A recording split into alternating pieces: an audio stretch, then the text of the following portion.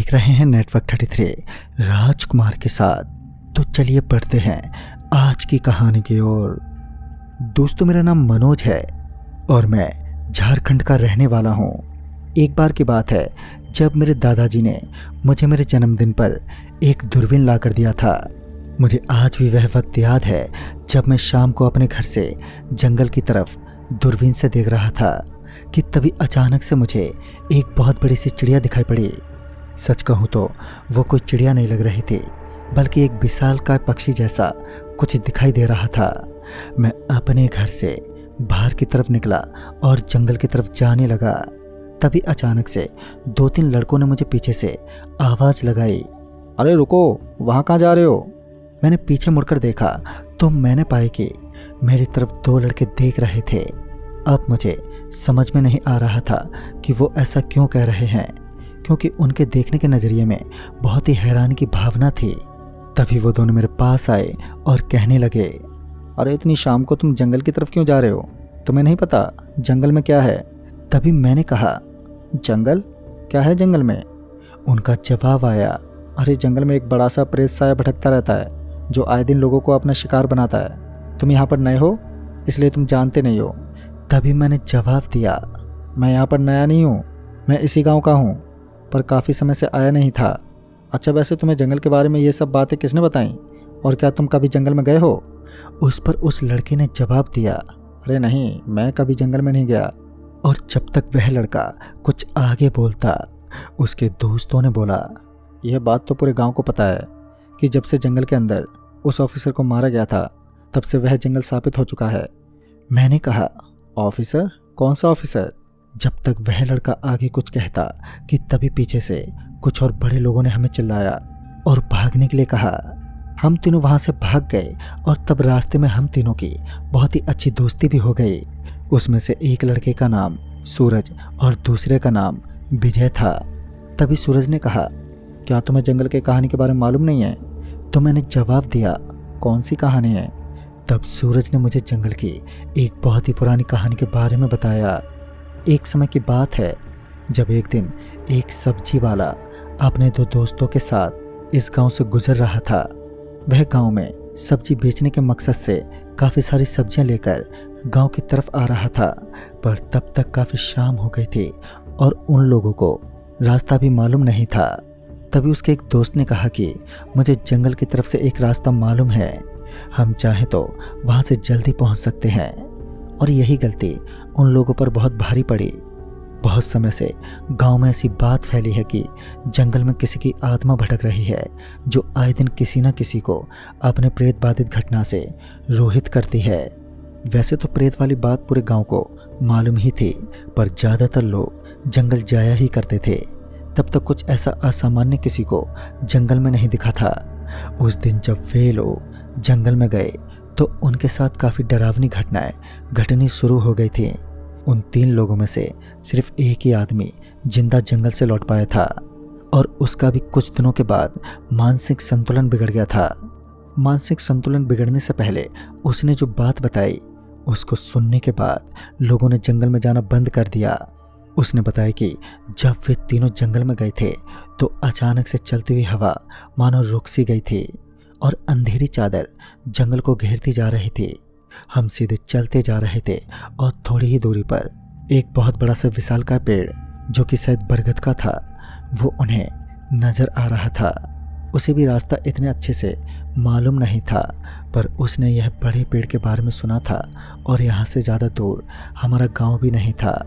जैसे ही हम पेड़ से गुजरने वाले थे कि अचानक से एक तूफान आ गया। पेड़ की पत्तियाँ बहुत ही तेजी से हिलने लगी, मानो जैसे हवा उस पेड़ को अपने साथ लेकर जाने के रट में थी। यह सब देखकर भी हम तीनों पीछे नहीं हटे और आगे बढ़ते ही गए कि तभी अचानक से फिर कुछ ऐसा हुआ जो हमने सोचा तक नहीं था। जैसे ही हम पेड़ पार करने वाले थे कि एक हाथ पेड़ के अंदर से निकला, जिसने खींचकर हमारे दोस्त को पेड़ के नीचे तने की तरफ फेंक दिया, जिससे उसके सर पर बहुत बड़ा सा जख्म आ गया। उसका सर मानो लगभग 2 हिस्सों में फट गया था। उसका खून पानी जैसा बह रहा था। हमें तब कुछ समझ नहीं आ रहा था। मेरा दोस्त उस वक्त दर्द से बहुत करा रहा था।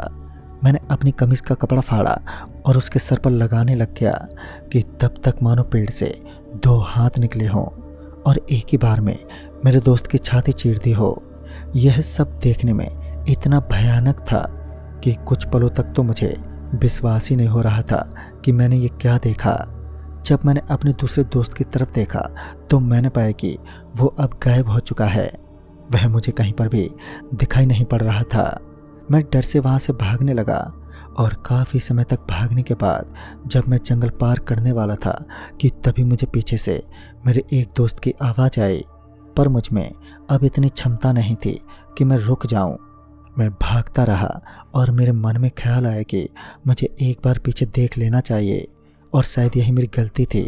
जैसे ही मैंने पीछे देखा तो मैंने पाया कि मेरे दोनों दोस्तों के सब पेड़ के तने के आर पार हैं। शरीर पर अनेकों चोट हैं। खून की बूंदें जो उनके शरीर से गिर रही थी उसने पेड़ को पूरा लाल कर दिया था। और जाते जाते मैंने एक बार उस प्रेत का चेहरा भी देखा। उसका चेहरा मानो किसी जली हुई गलती कंकाल जैसा था। वह ऐसे चेहरे से मेरी तरफ शैतानी हंसी देते हुए मुझे देख रहा था और बस इतना ही देखने के बाद ही मैं भागते भागते गांव तक पहुंच गया। ऐसा कहते हैं कि कुछ दिनों के बाद ही उस आदमी की मानसिक स्थिति खराब हो गई थी। वो पागलों जैसे गांव में घूमने लगा था। उस दिन के बाद से गांव का कोई भी शख्स जंगल में जाने से पहले 1000 बार सोच लेते हैं और अगर जाते भी हैं तो 10-15 लोग एक साथ होकर जाते हैं। इन्हीं बातों में अचानक से सूरज ने मेरे घर के बारे में पूछा तो मैंने कहा, वो मेरा घर यहीं पास में ही है, शायद तुमने देखा भी होगा, चलो मैं दिखाता हूँ। और फिर मैं उन दोनों को अपने घर पर ले गया। उन दोनों ने कहा, हम तो इस घर पर कई बार आ चुके हैं, अच्छा यही तुम्हारा घर है? तो मैंने उन दोनों को घर के अंदर लाया और दादा दादी से भी मिलवाया। पर वह दोनों पहले से ही मेरे दादाजी को जानते थे और मेरे दादाजी भी पहले से उन दोनों को जानते थे। हम तीनों मेरे कमरे में जाकर टीवी देखने लगे। थोड़े समय के बाद उन दोनों ने कहा, अरे बहुत समय हो गया है, अब हम दोनों जाते हैं। तब तक दादी भी आ गई और कहा, बच्चों खाना बन गया है तो खाना खा कर जाओ। वे दोनों पहले मान ही नहीं रहे थे, पर फिर तब दादाजी ने कहा, अरे बेटा तुम्हारे दादाजी को मैं जानता हूँ, मैं तुम्हें घर छोड़ दूंगा, रुको मैं अभी कॉल करके बता देता हूँ। फिर वह दोनों रुकने के लिए मान गए। जब हम खाने के टेबल पर बैठे थे तभी अचानक से जंगल की बात शुरू हुई। मैंने उस ऑफिसर के बारे में दादाजी से पूछा, जिस पर दादाजी ने कहा, यह सब बच्चों की सुनने वाली बातें नहीं हैं और तुम लोग इस चीज़ पर ज़्यादा ध्यान मत दो। पर फिर मेरे दोनों दोस्त बहुत ही जोर देने लगे। तभी सूरज ने कहा, दादाजी हमने भी सिर्फ सुनी सुनाई बातें ही सुनी हैं, असली में क्या हुआ था उस जंगल में हमें भी बताइए ना, आप तो उस समय पर रहे होंगे ना गांव में। बहुत मिन्नतें करने के बाद दादाजी बात बताने के लिए तैयार हो गए, पर उन्होंने कहा कि तुम किसी और को नहीं बताओगे। हमने हामी भरे। फिर दादाजी ने हमें जंगल की बात बताई। ये जंगल जो अभी जंगल बन चुका है वह एक समय पर इतना बड़ा जंगल नहीं था।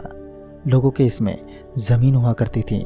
काफ़ी सारे लोग जंगल से जुड़े हुए हिस्सों में खेती भी किया करते थे। समय के साथ जंगल बढ़ रहा था और लोग यहाँ पर खेती करना काफ़ी कम कर दिए थे, पर फिर भी उस समय काफ़ी सारे जने खेती बाड़ी में लगे हुए थे। एक समय एक ऑफिसर को जंगल विभाग को संभालने के लिए नियुक्त किया गया था, पर उस ऑफिसर के बुरे बर्ताव से सारा गांव परेशान रहता था। वह ऑफिसर चरित्र का बहुत ही बुरा था। गांव की काफ़ी सारी औरतों ने बताया कि वह बुरी नज़र से औरतों की तरफ देखता था और शायद कुछ लड़कियों को उसने छेड़ा भी था। इसी से तंग आकर एक दिन सारे गांव वालों ने मिलकर ऑफिसर के घर में जब वह सो रहा था तो आग लगा दी थी। ऑफिसर की बहुत बुरी तरह से जल के मौत हो गई, जिसके शरीर को गांव वालों द्वारा निकाला भी नहीं गया।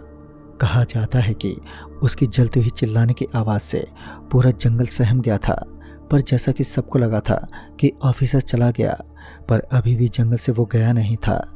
ऐसा लोग कहते हैं कि काफ़ी समय उन्हें वह ऑफिसर जैसे ही सामान्य छवि वाला कोई जंगल में फिरते हुए दिखाई देता है। वह जला हुआ घर अभी भी जंगल के करीब ही है। सूबेदार की 4 साल बाद बहुत असामान्य तरीके से मौत हो गई थी। उसका पूरा कारोबार, घर बार सब कुछ बिगड़ गया था। उस समय के बाद से लगभग ना के बराबर लोगों ने उधर खेती जारी रखी, पर इसका कुछ फ़ायदा नहीं हुआ। उसकी प्रेत आत्मा किसी को भी मानो जंगल में देखना ही नहीं चाहती थी। सब लोगों ने अपनी ज़मीन को वैसे ही वहाँ पर छोड़ दिया। कोई अपनी ज़मीन को बेचना चाहता था तो कोई दूसरे खरीदते भी नहीं थे। जैसे जैसे समय बीता वहाँ का जंगल और भी विशाल होता गया। अब वह घर जो जंगल के करीब था वह जंगल के काफ़ी अंदर आ चुका है, जो आज भी जली हुई हालत में वहाँ पर मौजूद है। और कहते हैं कि वहाँ पर निश्चित रूप से उस ऑफिसर की आधी जली हुई लाश हिलती हुई दिखाई देती है। पर तुम लोग गलती से भी जंगल के अंदर मत जाना, और शाम के वक्त तो कभी भी नहीं। ये कहानी ख़त्म होते होते हम लोगों का खाना भी ख़त्म हो गया था। वे दोनों भी ज़्यादा रात होने के कारण हमारे ही घर पर रुक गए, और फिर लगभग 11 बजे के करीब मेरी आंख लग गई। मुझे आज भी याद है जब अचानक से 5:30 बजे मेरी आंखें खुल गईं। यह बहुत ही हैरान की बात थी, क्योंकि मैं इतना जल्दी कभी भी उठता नहीं था। वैसे कुछ आधे घंटे में मेरे दादाजी भी उठने वाले थे। मैंने अपने दोस्तों को उठाया और कहा, सुनो ज़रा, बाहर घूम कर आ जाते हैं। वो दोनों भी मानो जैसे जगे हुए थे। घर से बाहर जाते हुए मैंने दूरबीन ली और घर से बाहर निकल गया। तब तक कोहरा जमा हुआ था, पर धीरे धीरे कोहरा हट भी रहा था। सूर्य उदय कुछ ही समय में होने वाला था, और तभी मुझे दूर से कोई विशालकाय चीज जंगल के करीब उड़ती हुई दिखी। मैंने अपनी दूरबीन को उस दिशा में घुमाया और देखा, ये तो वही बड़ा सा पक्षी था जो जंगल के मुहाने पर आगे पीछे उड़ रही थी। वह दिखने में किसी मोर के रंग और चील के शरीर जैसा था। मैंने मेरे दोस्तों को कहा, चलो वहां पर पक्षी देख कर आते हैं। तभी मेरे दोनों दोस्त भी चलने के लिए तैयार हो गए। तभी हमने सोचा कि हम जंगल के अंदर नहीं जाएंगे, थोड़े नज़दीक से देखकर वापस आ जाएंगे। वो एक अजीब सी आकृति वाला विशालकाय कोई पक्षी था, जिसे कोई पहली नज़र में देखे तो मानो उसकी सुंदरता और नैवता पर मोहित हो जाए। जैसे ही हम थोड़े जंगल के नज़दीक गए, वह पक्षी थोड़ा अंदर उड़ने लगा। वह हर वक्त अपनी हल्की सी जगह बदल रहा था, पर वह पक्षी अकेला ही उड़ रहा था। हम थोड़े से अब जंगल के अंदर आ चुके थे, पर मैंने उन दोनों को कहा, अरे डरो मत, हम ज़्यादा अंदर नहीं जाएंगे, और वैसे भी हम अकेले ही थोड़ी ना आए। मुझे अभी भी वह पक्षी साफ साफ दिखाई दे रहा था। हैरानी से वो पक्षी हमारी नज़रों से ओझल नहीं हो रहा था। अब हम कुछ ही कदम आगे चले होंगे कि अचानक से जो मुझे दिखा, उसने तो मेरा दिल ही दहला दिया। मेरे कुछ 50 मीटर आगे एक जला हुआ टूटा फूटा घर था। इस घर को देखते ही सबसे पहले मेरे मन में ख्याल आया कि यह वही ऑफिसर का घर तो नहीं है, पर हम तो जंगल के इतने अंदर भी नहीं आए। जब हमने पीछे मुड़कर देखा तो ऐसा महसूस हो रहा था कि हम जंगल के काफ़ी अंदर आ चुके हैं, पर ऐसा संभव नहीं था, क्योंकि हमें जंगल में आए मुश्किल से 1 मिनट हुआ होगा। हम थोड़ा डर से कांपने लगे और मैंने उनको कहा, चलो यहाँ से चलते हैं। और फिर हम उल्टा मुड़ के जंगल से बाहर की तरफ जाने का रास्ता ढूंढने लगे, पर हमें रास्ता भी मिल नहीं रहा था। हम 5 मिनट तक तो उसी जंगल में घूमते ही रहे। काफ़ी अजीब अजीब सी आवाज़ें हमें जंगल में सुनाई दे रही थी, पर सबसे ज़्यादा डर तो मुझे तब लगा जब हम घूमकर फिर से उसी घर के आगे आ गए थे। मैं घर की तरफ अजीब तरह से देखे जा रहा था। मुझे ये मालूम था, पर फिर भी मैं अपने पर काबू नहीं कर पा रहा था। तभी सूरज ने मेरे कंधे पर हाथ रखते हुए धीरे से मेरे कान में कहा, वो देख मनोज। जब मैंने उस दिशा में देखा तो एक आदमी जो किसी फॉरेस्ट ऑफिसर के कपड़े पहने हमारी तरफ पीठ करके कुछ 60 मीटर की दूरी पर उल्टा घूमकर खड़ा था और कुछ बोलते जा रहा था। हमें ठीक से आवाज़ तो नहीं आ रही थी, पर इतना पता ज़रूर चल रहा था कि वह आदमी कुछ गुस्से में बोल रहा है। यह कोई तर्क की बात नहीं थी कि यह वही ऑफिसर की बुरी रूह है।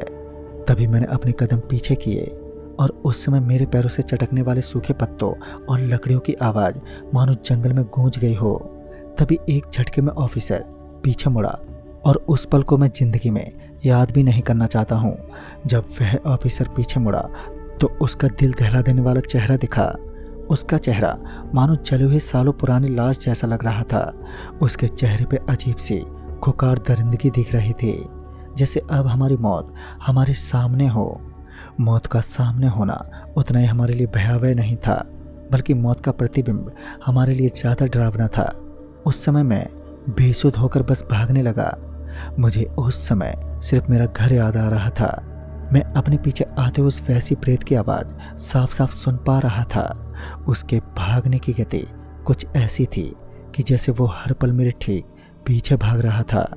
जंगल उस वक्त मुझे किसी अनजान जगह जैसा महसूस हो रहा था। मैं जिस दिशा में भाग रहा था तो ऐसा लग रहा था कि जंगल उस दिशा में बड़ा होता जा रहा है। मैं अपने डर में इतना बेसुध था कि मैंने अपने दोस्तों को भी नहीं देखा। जब मुझे अपने दोस्तों की याद आई और अपने आसपास मैंने नज़रें फिराई, तब मैंने पाया कि सूरज तो मेरे थोड़े ही पीछे है, पर विजय कहीं पर दिखाई नहीं दे रहा था। अब मैं भाग भाग के पूरी तरह से थक गया था। अब मुझसे थोड़ा सा भी भागा नहीं जा रहा था। तभी मैं रुक गया और विजय को ढूंढने लगा। ढूंढते ढूंढते मुझे थोड़ी ही दूर किसी के चिल्लाने की आवाज़ सुनाई दी। वो आवाज़ इतनी भयानक थी जिसे शब्दों में बताया नहीं जा सकता। मैं उस आवाज़ को सुनकर अब काफ़ी ज़्यादा डर गया था। आवाज़ थोड़ी दूरी से आ रही थी, पर मुझे कहीं ऐसी आशंका हो रही थी कि शायद ये विजय की ही आवाज़ थी। शायद वो किसी मुसीबत में था। मैंने सूरज को कहा कि चल उस तरफ, और उस तरफ हम दोनों भागने लगे। अब तक तो मैंने जीने की भी आस छोड़ दी थी। बस आधे ही रास्ते जाते ही मुझे बहुत ज़ोर से आवाज़ सुनाई दी। वो आवाज़ ठीक हमारे पीछे से आई, जैसे कोई विशालकाय सी चीज़ किसी पेड़ पर गिरी हो। जब हमने पीछे देखा तो विजय का शरीर पेड़ से टकराते हुए नीचे गिरा। उस दृश्य ने कुछ क्षणों के लिए हम दोनों को सुन्ना बना दिया था। तभी उसी वक्त उसी पेड़ पर ऊपर से एक आदमी पीछे मुड़कर कुछ खाए जा रहा था। यह उसी ऑफिसर की आत्मा थी। वह खाते खाते गुस्से में कुछ बोल भी रहा था जो बिल्कुल भी हमारी समझ में नहीं आ रहा था। हम लोग जैसे अपनी जगह पर ही जम गए थे। उस ऑफिसर का सर अपने आप पीछे मुड़ने लगा, परंतु उसके शरीर का आधा हिस्सा अभी भी आगे ही था। उसका पूरा सर जब पीछे मुड़ा तब सबसे डरावना दृश्य हमें दिखाई देने लगा। उसके मुंह पर बहुत ही खून के निशान थे, जो साफ साफ इस बात को दर्शा रहा था कि वह सूरज की जो हालत हुई थी वह इसी के कारण हुई है। वह हमारे इधर देखकर अचानक से फिर हंसने लगा। उसके हंसने का तरीका किसी भी सामान्य व्यक्ति को डर से सदमे में डालने के लिए पर्याप्त था। वह हंसते हंसते कुछ मांस के टुकड़े खा रहा था। तभी सूरज ये सब देखकर बहुत ही जोर से चिल्लाने और रोने लगा। तभी मुझे थोड़ी दूर पर कुछ लोगों की चिल्लाने की आवाज़ें सुनाई दी जो हमारी ही तरफ आ रही थी। जब मैंने अपनी दाईं तरफ मुड़कर देखा तो मेरे दादाजी के साथ कुछ लोग हमारी तरफ डंडे लेकर आ रहे थे।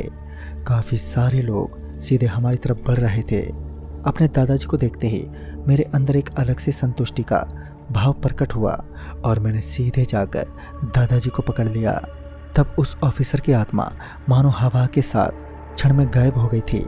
विजय की यह हालत देखकर पूरे गांव ने जंगल की इस समस्या को गंभीरता से लिया और इस पे जल्दी से एक उपाय भी निकाला। इस चीज़ ने मुझे इतनी बुरी तरह से डरा दिया था कि उस दिन के बाद मैं 10 साल तक गांव नहीं आया। दादाजी को हमारे जंगल में जाने के बारे में तब पता चला जब किसी एक व्यक्ति ने हमें जंगल जाते हुए देख लिया था और काफ़ी समय तक ना आने के कारण वे सब जंगल में आए थे। उस दिन अगर वो व्यक्ति हमें जंगल में जाते नहीं देखता तो मैं भी विजय जैसी हालत में आज रहता। दोस्तों, उस दिन के बाद से उस जंगल को वैसा नहीं छोड़ा गया। उस ऑफिसर के चले हुए घर को पूरी तरह से वहाँ से हटा दिया गया। जंगल के काफ़ी बड़े हिस्से को पेड़ सब काट के इस्तेमाल में लाना शुरू कर दिया और इस समय तक तो वहाँ पर कोई जंगल भी नहीं है। तो दोस्तों, इस कहानी में बस इतना ही। तब तक के लिए बाय एंड टेक केयर।